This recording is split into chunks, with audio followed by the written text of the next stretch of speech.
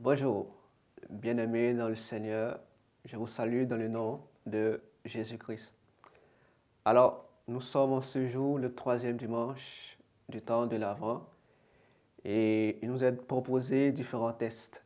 Alors, que pouvons-nous retenir de ces différents tests? Eh bien, la thématique qui ressort de ces différents tests, c'est la joie.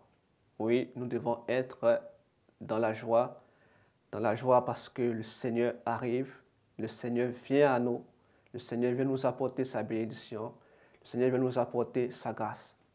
Alors, de façon plus spécifique et de façon plus méthodologique, que devons-nous voir? Alors, pourquoi est-ce que nous devons nous réjouir? Tout simplement parce que nous devons nous réjouir parce que le Seigneur, le jour du Seigneur est proche. Le Seigneur qui arrive ne vient pas en Dieu de justice, mais plutôt en Dieu de miséricorde.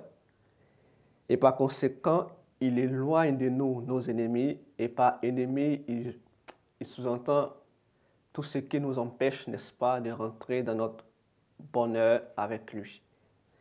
La troisième chose, le Seigneur vient nous renouveler par son amour. Il ne veut pas nous laisser tels que nous sommes. Il vient par compassion, par miséricorde. Il vient avec nous, il vient en nous. Il vient demeurer avec nous, vivre nos conditions, participer avec nous dans nos misères, dans notre pauvreté. Ensuite, le Seigneur qui vient, il ne vient pas comme les autres. Il vient de façon personnelle. Il vient nous rejoindre dans ce que nous éprouvons, dans ce que nous avons, dans ce que nous vivons comme difficulté.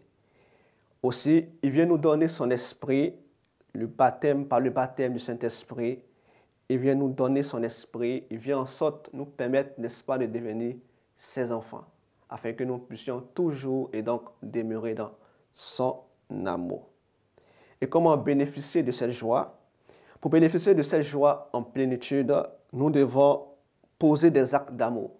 Oui, des actes d'amour en nous contentant de ce qui nous est nécessaire et en donnant le surplus à ceux qui n'en ont pas, à ceux qui vivent dans la misère, à notre entourage qui vit dans la pauvreté.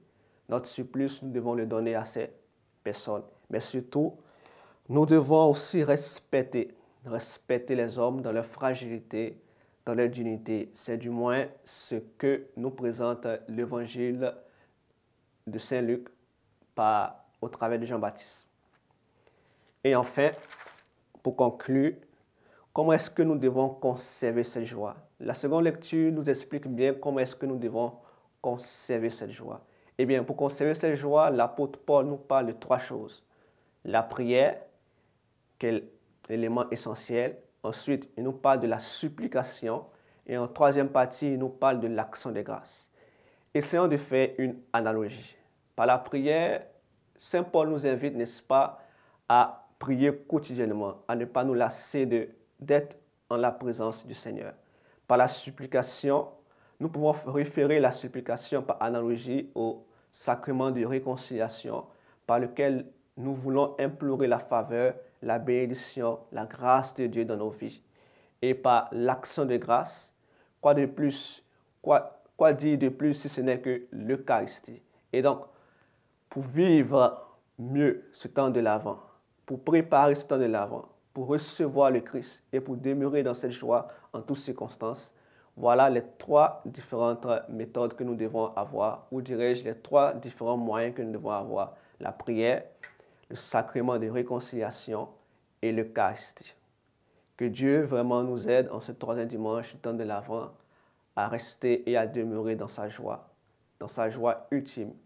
Et en cette année de miséricorde qui vient de s'ouvrir, décrétée par le pape François, que Dieu, dans sa grande bonté, dans sa grande bienveillance, nous accorde de pouvoir demeurer dans son amour. Par Jésus-Christ, lui qui vit et règne pour les siècles des siècles. Amen.